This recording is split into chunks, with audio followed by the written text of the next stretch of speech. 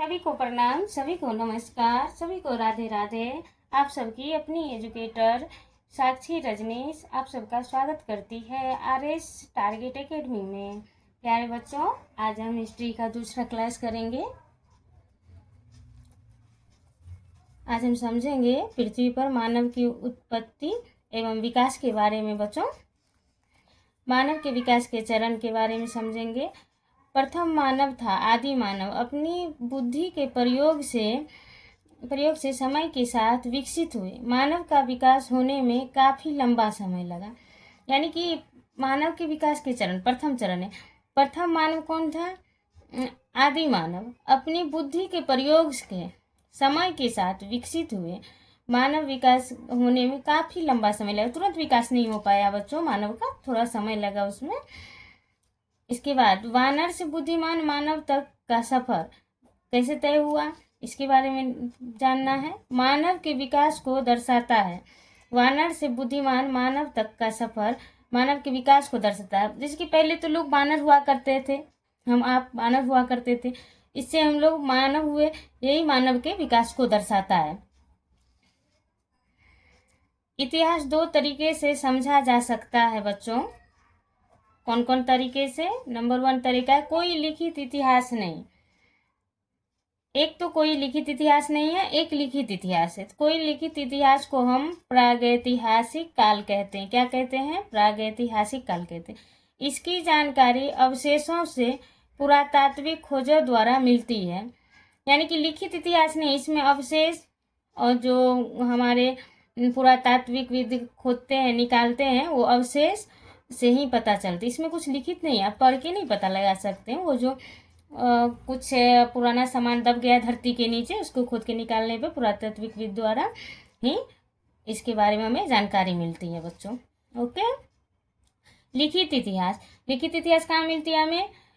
पुराण, ग्रंथ, वेद, उपनिषद, चरित्र गाथा, गौरव गाथा, जीवन परिचय द्वारा जानकारी मिलती है।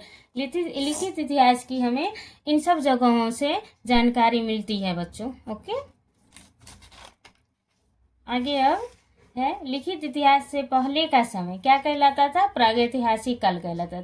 प्रागैतिहासिक काल में बच्चों कुछ भी लिखित नहीं था हमारे पास, सब ऐसे मौखिक में पुरातत्वविद से द्वारा प्राप्त हुआ है। तो इसीलिए लिखित इतिहास से पहले का समय जो था ना, वो प्रागैतिहासिक काल कहा जाता है। उसके बाद देखो बच्चों क्या है, इतिहासकारों ने इसे 3 चरणों में बांटा है। प्रागैतिहासिक काल को इतिहासकारों ने 3 चरणों में बांटा है बच्चों। कौन कौन से चरण है? पहला है पाषाण काल, स्टोन एज, ताम्र एवं कांस्य युग, ब्रोंज एज, लोह युग, आयरन एज। सबसे पहले हम पाषाण काल के बारे में समझेंगे बच्चे। पाषाण काल सबसे प्रारंभिक युग, सबसे पुराना समय पाषाण काल है। ताम्र एवं कांस्य युग, धातु प्रयोग, वस्ती का विकास। लोह युग, औजार और सभ्यता का विकास। अब बच्चों प्रागैतिहासिक काल के प्रमुख चरण को एक एक करके हम पूर्ण रूप से विश्लेषण करेंगे और इनके बारे में पूर्ण रूप से जानकारी प्राप्त करेंगे।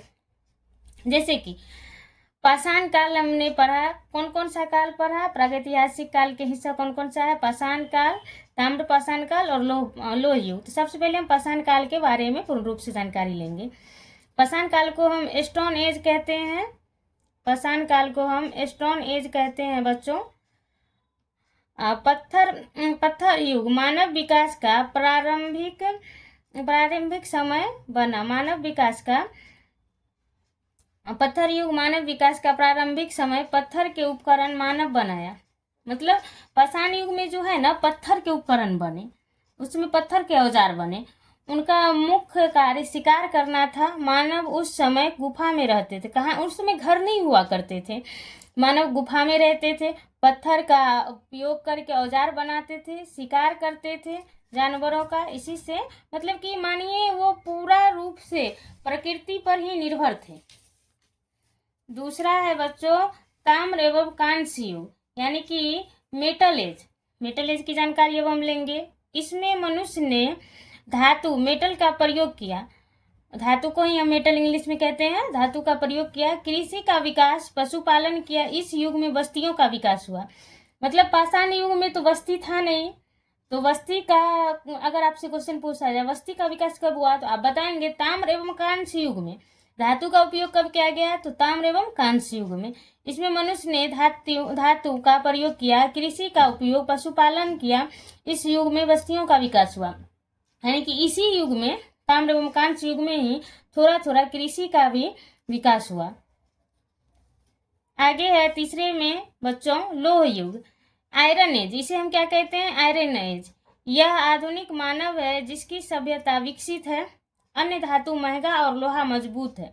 यानी कि पहले जो हम पाषाण काल में पत्थर के औजार बनाते वो मजबूत नहीं होते थे उतने।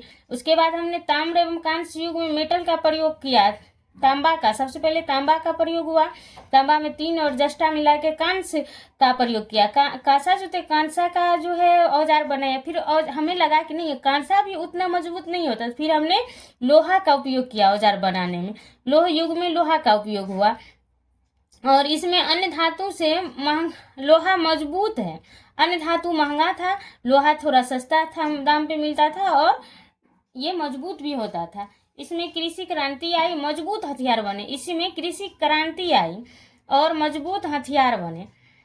प्रत्येक चरण में हथियार, उपकरण की बनावट, आजीविका के तरीके, सभ्यता, रहन सहन बदला। यानी कि प्रत्येक चरण में ये ऐसा तो नहीं है कि हम पहले गरीब थे तो फिर हम अमीर बनेंगे, ऐसा नहीं होता है। ऐसा नहीं कि हम गरीब थे तो गरीब ही रहेंगे, ऐसा नहीं होता। लोग धीरे धीरे तरक्की करता है, किसी भी चीज में तरक्की करता है। प्रत्येक चरण में वही यहाँ बताया गया, प्रत्येक चरण में हथियार, उपकरण की बनावट, आजीविका के तरीके, सभ्यता, रहन सहन बदला। जैसे जैसे समय बीता वैसे वैसे मानव विकसित होते गया। पाषाण युग को मानव ने अपने विकास के आधार पर 3 उपचरणों में बांटा। फिर पाषाण युग को भी मानव ने 3 उपचरणों में बांट दिया अपने कार्यों के अनुसार। पाषाण युग का पहला चरण है पूरा पाषाण काल। पूरा पाषाण काल का मतलब होता है पुराना पत्थर युग, सबसे प्राचीन और लंबा कालखंड। मतलब पूरा पाषाण काल जो है ना, तीनों काल में सबसे ज्यादा प्राचीन और लंबा कालखंड तक चला। मध्य पाषाण काल, इसे हम मेसोलिथिक भी कहते हैं। मध्य पाषाण काल पूरा पाषाण और नव पाषाण काल के बीच का संक्रांति काल है। मध्य पाषाण काल जो है ना, पूरा पाषाण काल और नव पाषाण के बीच के काल को कहा जाता है दोस्तों। इसके बाद नव पाषाण काल, नया पत्थर युग। पाषाण युग का अंतिम चरण जिसमें जीवन शैली में बड़े बदलाव हुए। पाषाण युग में पूरा पाषाण काल, मध्य पाषाण काल और नव पाषाण काल। और ये नव पाषाण काल जो है ना, पाषाण युग का अंतिम चरण है। इसमें जीवन शैली में बड़े बदलाव हुए, बहुत अच्छे ढंग से मानव विकास कर गए इसमें नव पाषाण काल में। यहाँ से ही खेती का अच्छे रूप से प्रारंभ हुआ। इसी के साथ हम अभी सेशन को एंड करते हैं बच्चों। आगे की क्लास कल लिया जाएगा बच्चों। अब लास्ट में आप सबसे हमारी रिक्वेस्ट है कि वीडियो को लाइक करें और चैनल को सब्सक्राइब करें बच्चों। थैंक यू बच्चों। आपका एजुकेटर साक्षी रजनीश।